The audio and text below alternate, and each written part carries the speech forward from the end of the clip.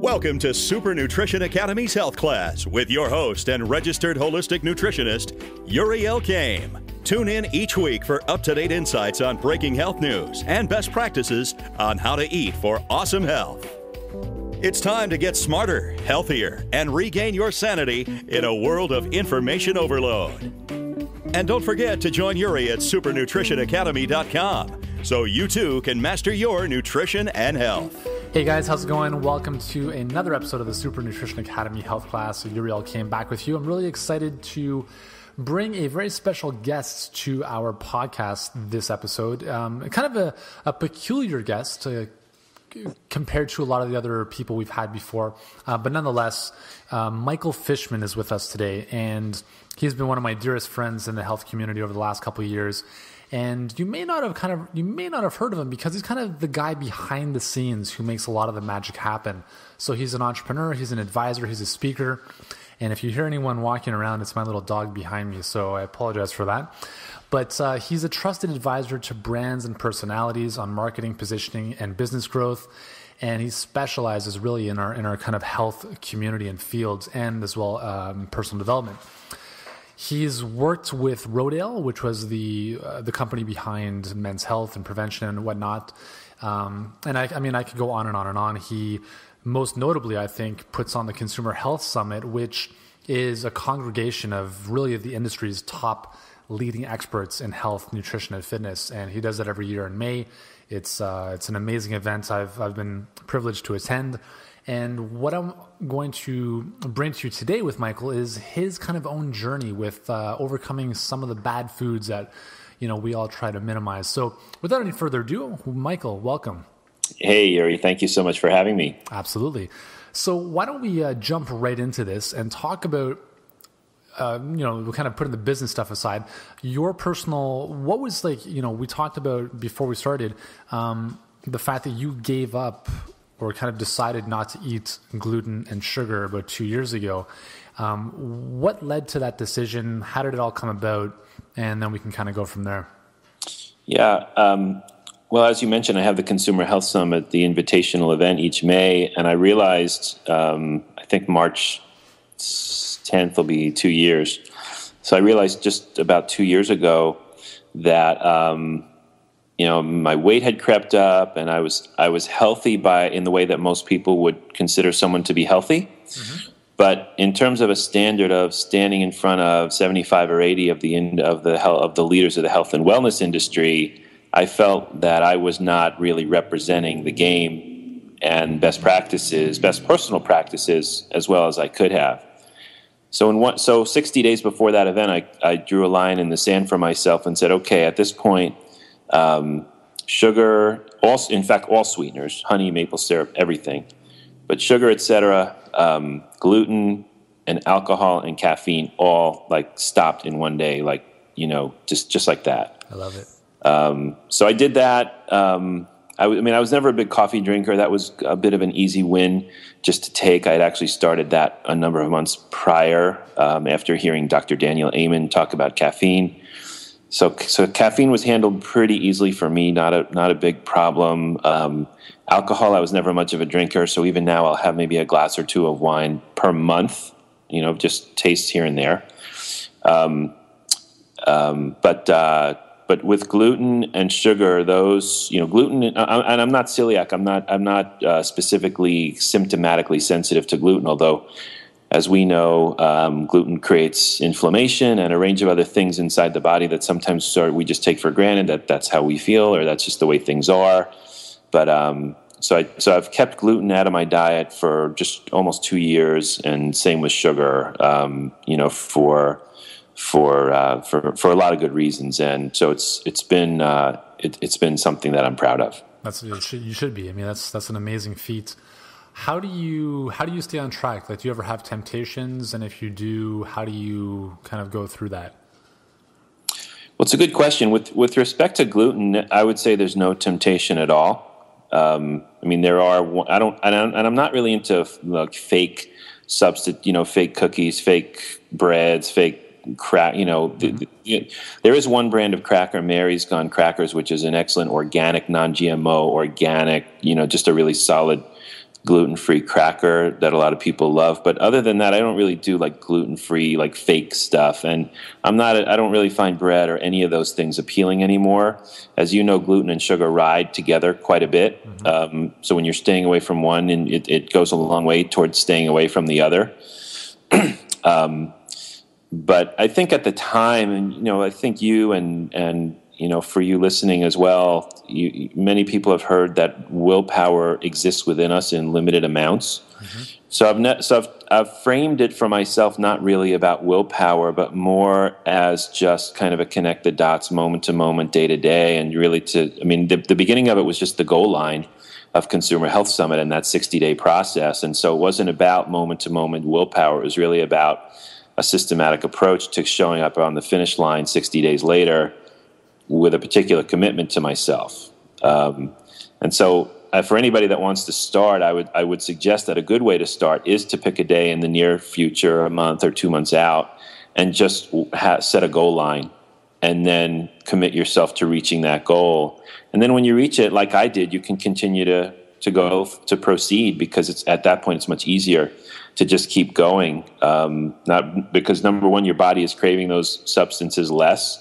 And plus, you have the personal accomplishment, and you just want to sort of keep that streak going.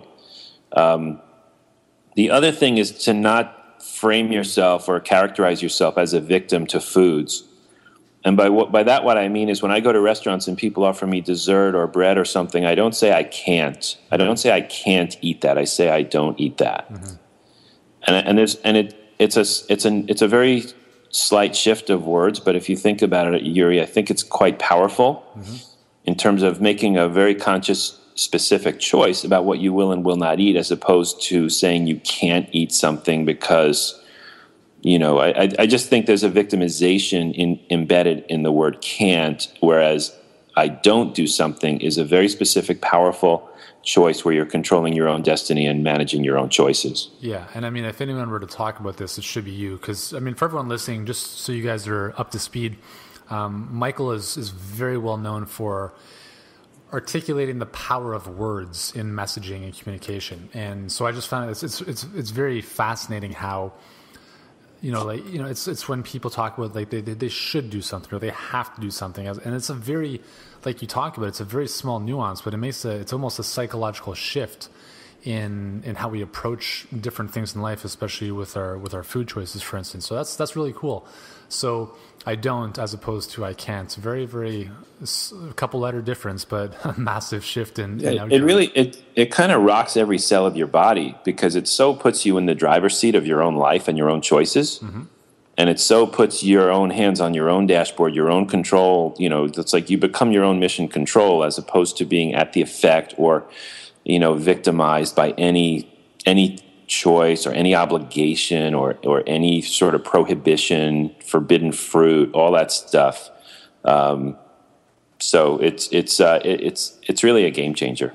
Yeah, totally. And do you find that you self-identify or see yourself differently than you did 2.5 years ago in terms of like your self-identity? Because I know that for a lot of times, a lot of people, pretty much in area of life, the way we identify ourselves ultimately defines a lot of our choices and decisions. Did you notice a shift in that at all over the last, since you decided to stop consuming those specific foods? Well, it's a gorgeous question. I think when you make a choice to change something in your life and you actually do it and sustain it, you demonstrate to yourself that you actually have the power to manage and control your life. And now we can't control everything. Life hurls a whole bunch of stuff at us every day that we can't expect or anticipate. So, but relatively speaking, we can, we notice ourselves and we acknowledge ourselves for making change, sticking to change, and it actually gives you a power and facility in the balance of your life, your activities, your commitments, your promises, the things your goals. I think all of those things are greatly, greatly enhanced. We think about addictions in our world with alcohol, with drugs, other kinds of things that people fall into addiction with. But foods are very addictive substances, and yet they're not really in our conversation about, in terms of drugs and things like that. But sugar is more addictive than cocaine, as you've heard, and many of you have heard. So to actually triumph over some of these ingredients, whether they're physically addictive or just things that we eat as habits, to actually break through those binds, it really is a personal triumph, and does give, for sure gave me, and I would think would give anybody, a real sense of capability to change other things in their life that they would like to change. Because changing your food choices is actually, and sustaining it is, and I don't want to characterize it as overly difficult, because anybody can do it.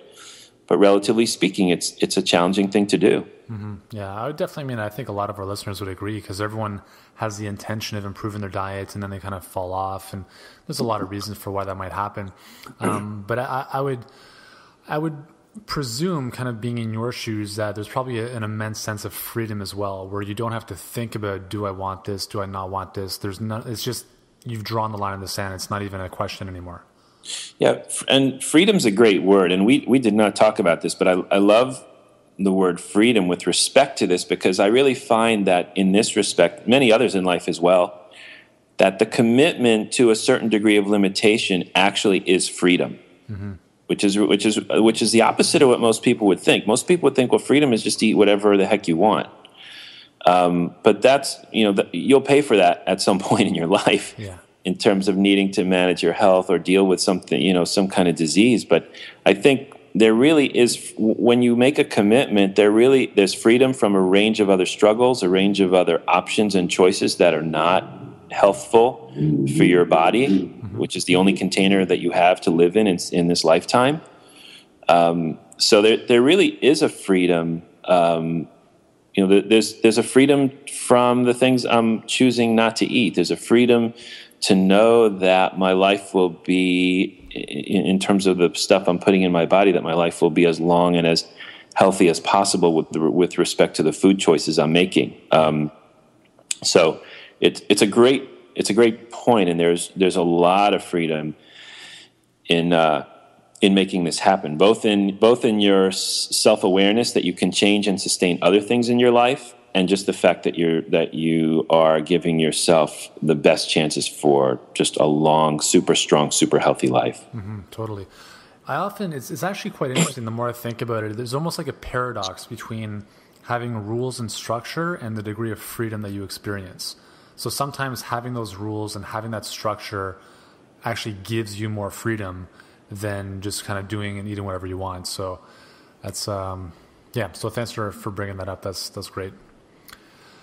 Let's kind of shift gears to the Consumer Health Summit, because, again, for everyone listening, this is the really kind of, I would say it's not something that most consumers are aware of, but it's really a congregation of the like kind of the big needle movers in our industry, and you're the person who facilitates this every year.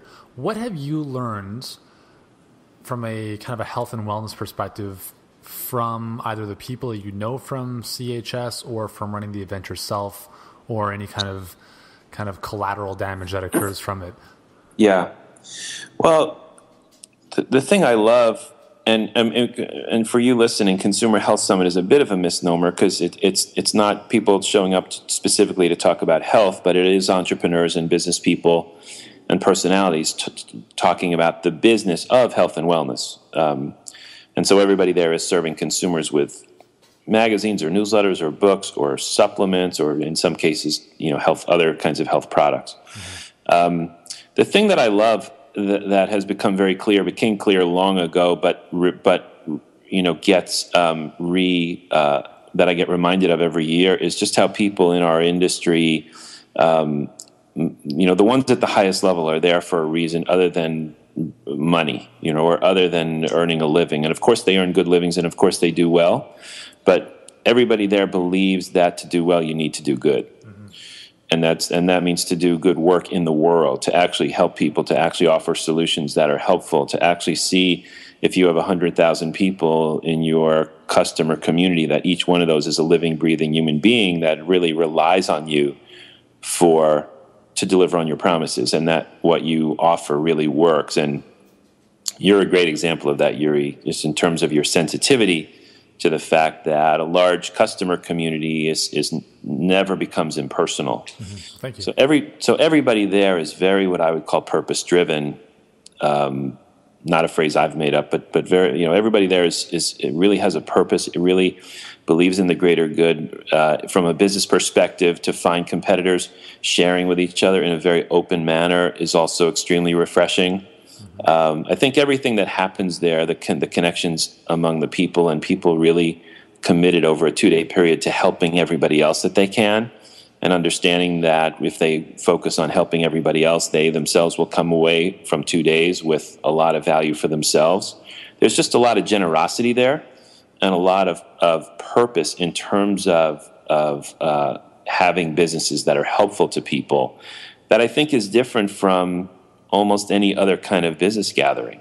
There's just a very, very strong fabric of being helpful, and that earning money comes from first being committed to being valuable and being helpful.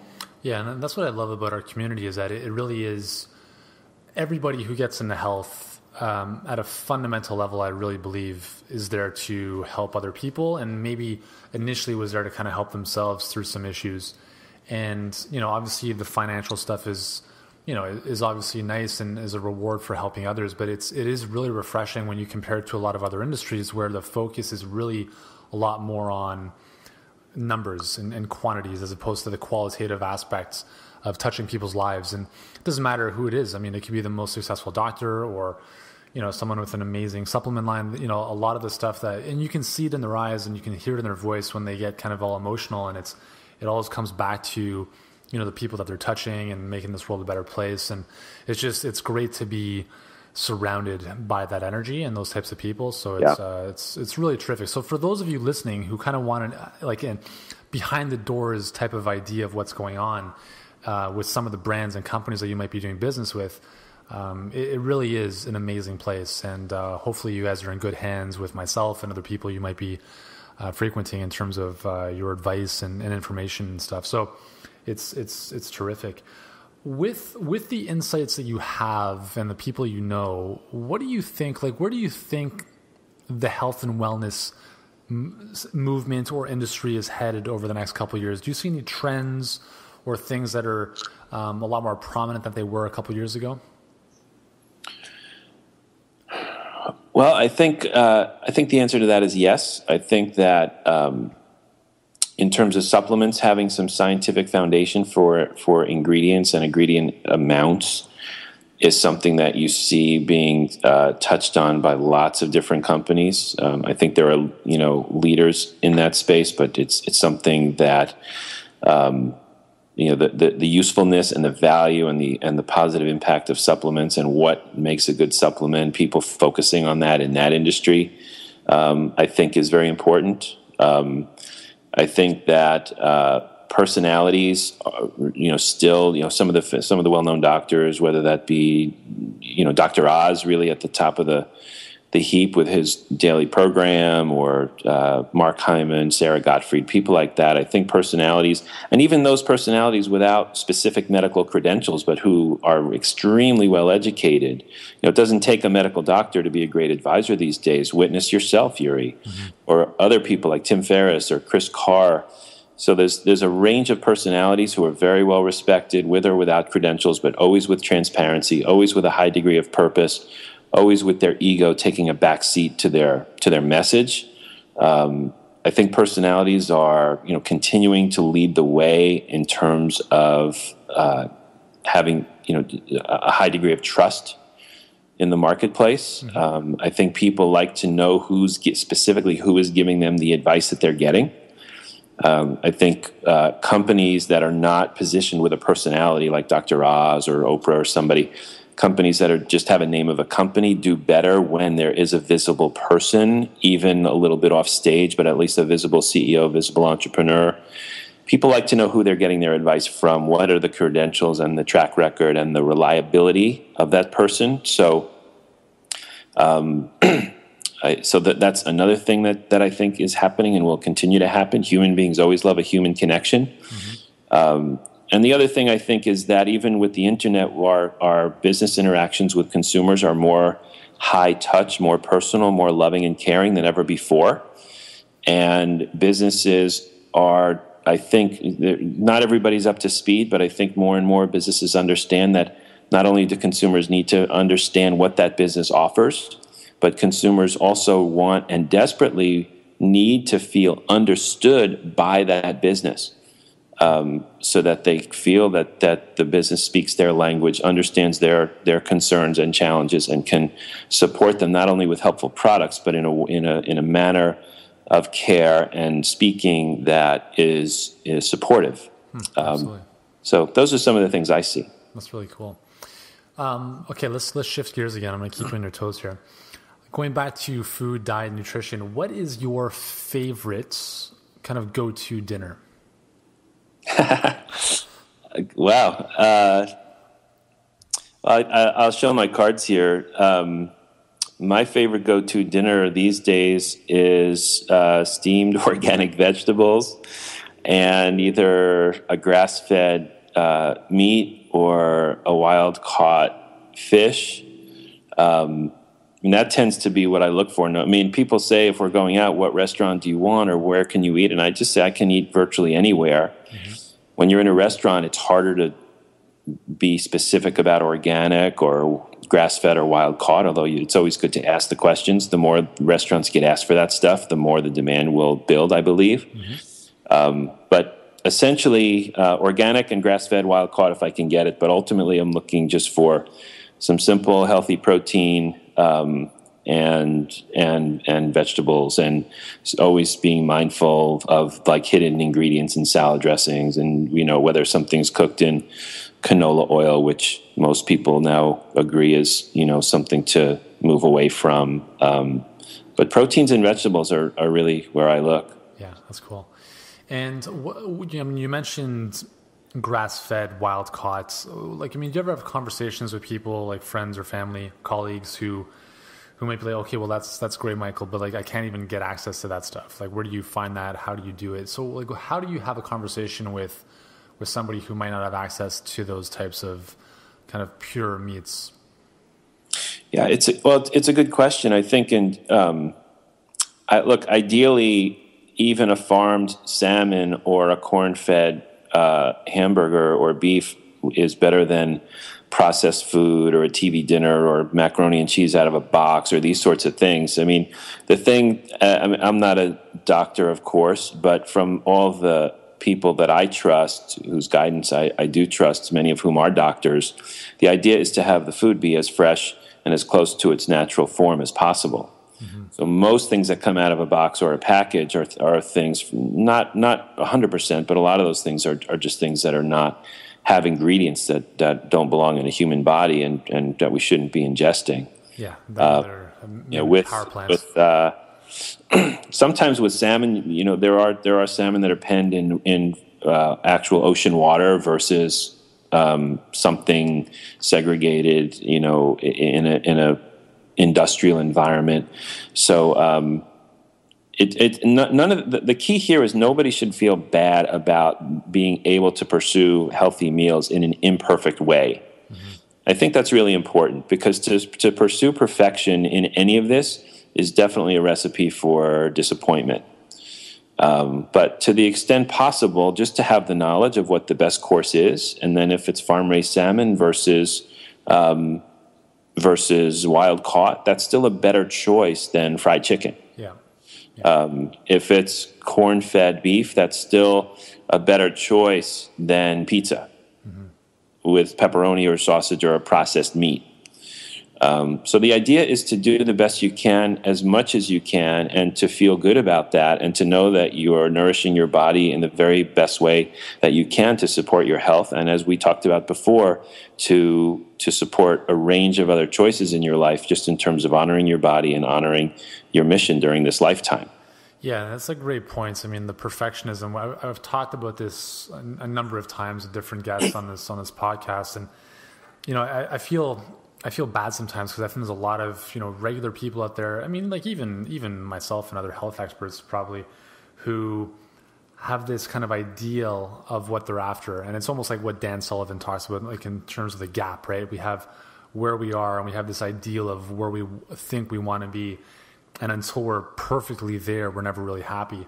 So it's refreshing to hear from, someone like yourself that there's this kind of this spectrum of you don't have to be perfect, but you're just basically doing the best with what you have and what you know. And I think that's a really important message for our listeners to continue hearing, because I'm not perfect. Michael's not perfect. It's not about being perfect. I think it's just about making progress in terms of, your choices and doing the best you can at at those specific moments. So that's a great piece of advice. Daily regimens, like in terms of what do you do on a daily basis just to kind of feel good, vital, whether it be morning routine, supplementation, activity. What is a typical day look like for you? Well, you have a good sense of my food choices. Mm-hmm. I do take some specific supplements each morning and each evening. The evening handful is smaller than the morning handful. But there are some things there that I take not to offset any symptoms or any discomfort or challenge, but just in terms of prevention and cardiovascular health and antioxidants and brain function and things like that. I drink a lot of water. I have a rule that anytime I'm offered water, I say yes. I drink a lot of it on my own, but if I'm offered it, I definitely take it. Yeah. So I just take that extra opportunity to drink more water than I might otherwise in a given day. And those are some of the key things. What about? I know you're an avid tennis player. Are there any other kind of activities that you do throughout the week to keep you active and healthy? Stuff that you enjoy doing? Well, to your point a minute or two ago, in terms of our imperfection, exercises. I was walking 5.5 miles a day for a very, very long time, and that was so big of a commitment, 80 or 90 minutes a day. That the busy life that I have, I've actually been off of that for a while, so I need to reinstate that. Mm-hmm. But walking, and even just 15 or 20 minutes a day of good, solid activity is not only great for your heart and your body, but actually fantastic for your brain. Somebody said, if you want to exercise for your heart, do it 3 or 4 days a week. If you want to exercise for your brain, do it every day. Yeah, that's good. Because there were business ideas and different areas of creativity and different relationship connections and things that occurred to me to take action on when I was walking every single day, fairly lengthy walks. And those things just would have not have occurred to me if my brain had not been in that flow state, in real nice exercise. So exercise is not only good for your body, but it has you think of things in terms of ideas and things that you would like to do in your life or with the people that you love that just would otherwise not occur to you. Yeah, that's great. That's awesome. I'm a huge advocate of that as well. It's amazing how many breakthroughs occur when you're away from the computer and actually moving around. So Michael, I want to thank you so much for taking the time to join us today. For everyone listening, you can learn more about Michael. If you're in the kind of the business side of things and you want to learn about more of what he does and how he might be able to help your organization, you can go to michaelfishmanconsulting.com. Any final words to wrap up, Michael? Well, I would suggest people maybe even listen to this again. I don't know why that's occurring to me, but just a 30-minute conversation. I think there's actually a lot here. I've given. I think there's some good keys here to not only managing diet, but that diet is really kind of a reflection of how we manage ourselves overall in our lives. Mm-hmm. And I think that's very powerful. And the only thing I would repeat is that people do their best, not insist on perfection, but allow the baby steps to become huge progress over time. And just thank you for the privilege and pleasure of being with you. Yeah, absolutely. It's always a pleasure to connect and kind of share the stage with you to some degree. Beautiful. Well, thank you so much. Thank you, Michael.